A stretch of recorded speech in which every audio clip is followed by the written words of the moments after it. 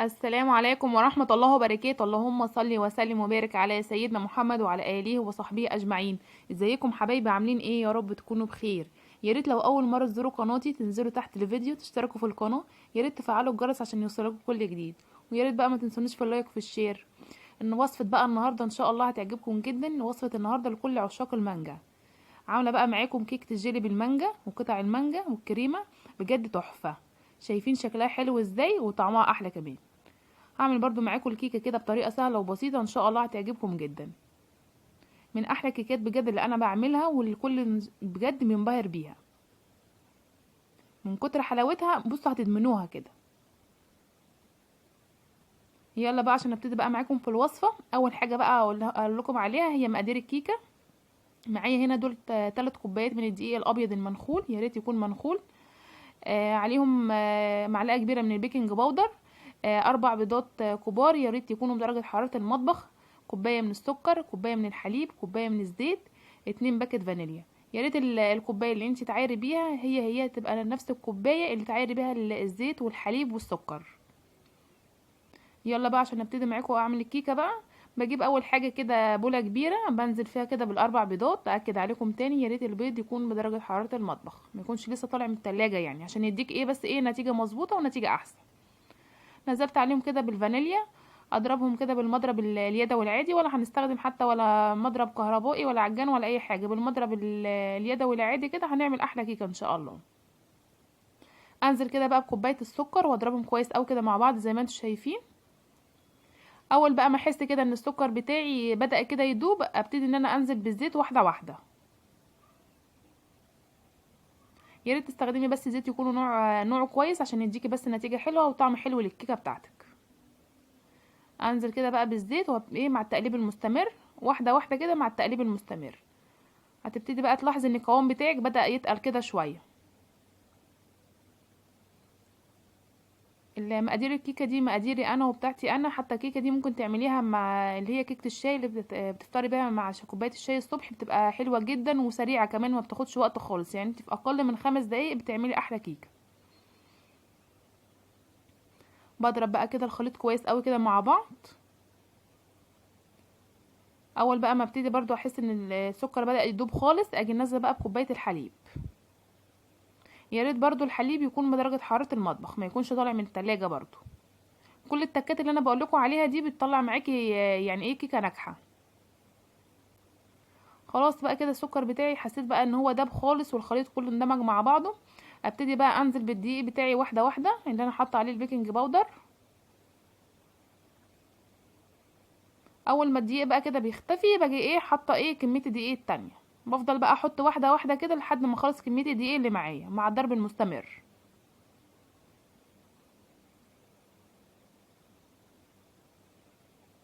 اهم حاجه بس تتاكدي ان كل الكيكه اختلطت كويس جدا مع بعضها. خلاص بقى كده الكيكه بتاعتي بقت جاهزه زي ما انتم شايفين. انا بقى جايبه صينيه بايركس دهنها بشويه زيت ورشه من الدقيق مبطناها كويس جدا عشان بس الكيكه ما تلزقش فيها. انزل بقى كده بكل خليط الكيكه اللي معايا. ده قوام الكيكه بتاعتي.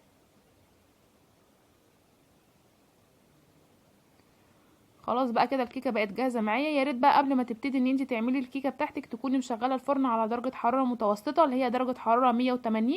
لازم الكيكه بتاعتك تكون داخله فرن ساخن جدا عشان بس ما تهبطش منك، عشان دي برضو التكات اللي انا بقولك عليها دي من اهم العوامل اللي بتنجح معاكي الكيكه.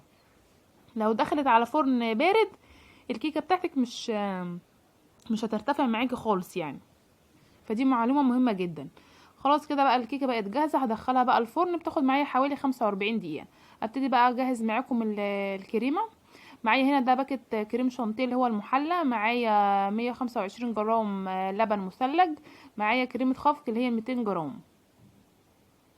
ابتدي بقى ان انا اضرب في الكريمه. انا حطيت كده في البوله بتاعتي الكريم شانتيه اللي هو المحلى، انزل عليهم باللبن المثلج. ابتدي بقى ان انا اضربهم في الاول كده على سرعه هاديه، بعد كده بقى ايه على اعلى سرعه. وافضل اضرب فيه لحد ما القوام بتاعي يتقل خالص.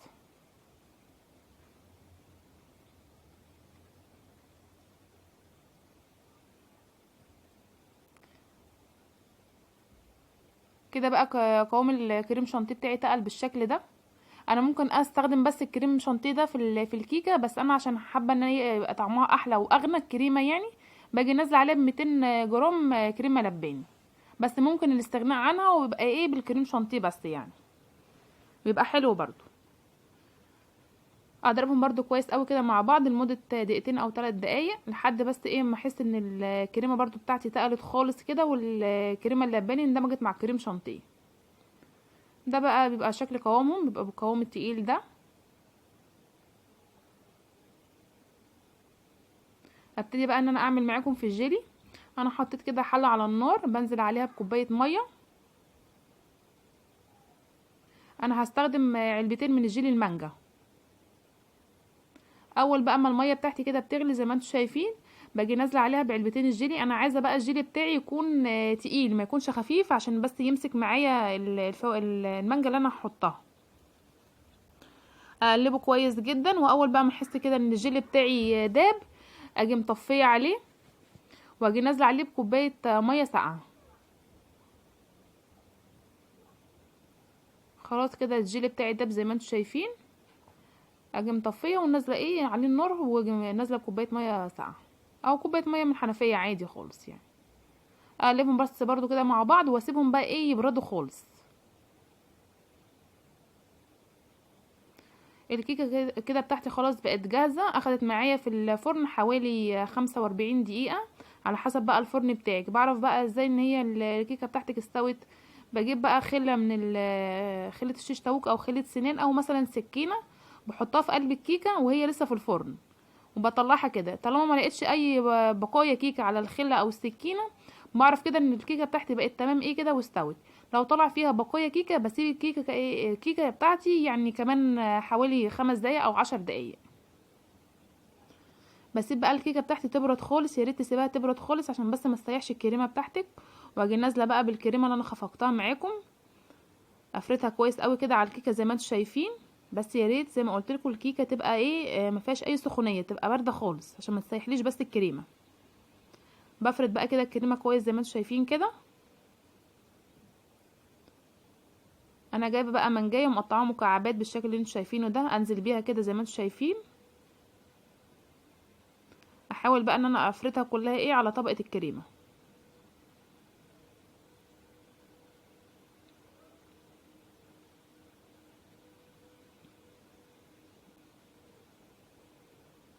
بجد من احلى الكيكات اللي انا بحبها جدا، اي لو انتوا كمان جربتوها ان شاء الله هتعجبكم جدا يعني. زي ما قلت لكم الكيكه بتاعت النهارده لعشاق الناس اللي بتحب المانجا. دي بقى كده ايه شويه فواكه مسكره، بس ممكن الاستغناء عنهم يعني، بس برضو بيديني طعم وشكل حلو قوي للكيكه بتاعتي.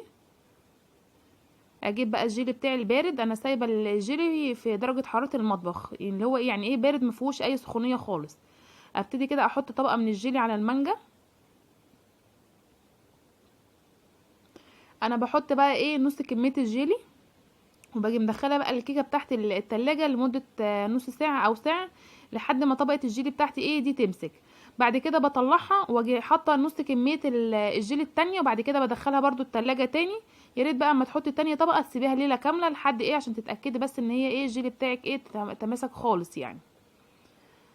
ده بقى شكل الكيكه بتاعتي بعد ما سبتها ليله كامله في التلاجة. بجد تحفه، شايفين شكلها حلو ازاي وطعمها احلى كمان.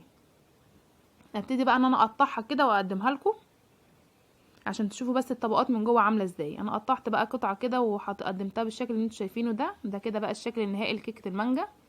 شايفين بقى الطبقات، طبقه الكيكه والكريمه والمانجا والجيلي، بجد تحفه. الطبقات باينه اهي زي ما انتوا شايفين كده، خطيره. يا ريت بقى لو جربتوا الوصفه بتاعت النهارده تكتبوا لي ايه رايكم في التعليقات لو عجبتكم، ولو حابين اي وصفه جديده ان انا اعملها معاكم اكتبوها لي برده في التعليقات، وان شاء الله اعملها معاكم على طول. يا ريت بقى لو عجبتكم بقى كيكه المانجا اللي انا عملتها معاكم النهارده وعجبكم الفيديو، ما تنسوش بقى تشتركوا في القناه وتفعلوا الجرس عشان يوصلكم كل جديد. ما تنسونوش بقى في اللايك، ويا ريت تعملوا شير كتير كتير جدا للفيديو عشان الكل يستفاد.